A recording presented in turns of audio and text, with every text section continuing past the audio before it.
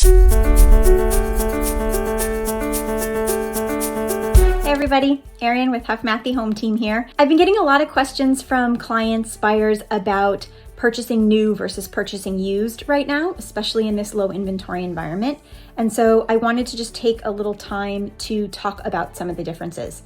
In many ways, the process is the same, but they both have their pros and cons. Typically, with a new home, the downside is you're going to pay a bit more for the same size house. That's just a function of it being new.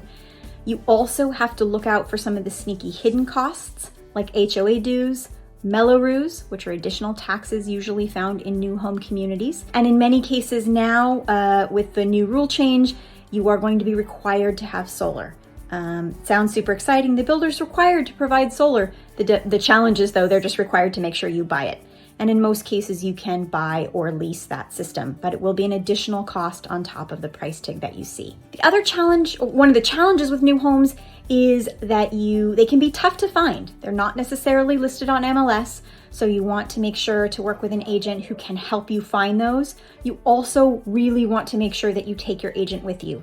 As enticing as it is to just drive around and check out new home communities, most of those communities will not allow you to have your own agent unless that agent is the person that brings you into the office on the very first visit. So if you have your own agent and you want to work with your own agent and continue working with your own agent, please, please, please make sure that you take that person with you before you walk into any new home sales office. One of the great things about buying new in this low inventory environment is that in some ways there is less competition. If you're out there and you're shopping, you may have seen multiple offers right now on resale homes. Very, very common. There just aren't enough homes to go around. In new homes, it's a little different. They tend to release only a few homes at a time. You often have to be on their list in advance.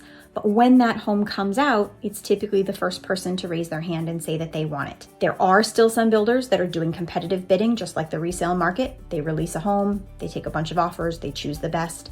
But in many cases with new home builders, you just have to be the next person on their list. Talking with your agent about getting on those lists, how to do that, and positioning yourself so that those homes might be an option for you is a really great way to go. Josh and I have a lot of experience in new homes and also in the resale market, and so that's why I wanted to kind of do this little comparison. Obviously, with a resale home, you're going to pay a little bit less. It's not brand new. It's been lived in before. There may be repairs to contend with in an older home, and typically in a new home, we don't really do inspections because it's a brand new house. With an older home, obviously you have to budget for those inspections, typically about $1,000. And then there may be some negotiations there around repairs, but you'll pay less overall for that home. And typically, depending on how old the home is, you'll be able to avoid some of those additional costs like HOAs if it's not in a condo complex, and Mello-Roos. Many of those things are much more recent, only for newer homes. Obviously, if you're shopping resale, there's a wide variety of product available out there. Not as much inventory as we wish we were seeing right now. It is low, and that is creating a lot of competition. But with new homes, you're also limited to the locations where new homes are being built. And if that's not an area that you want to live, or that's not within your price point,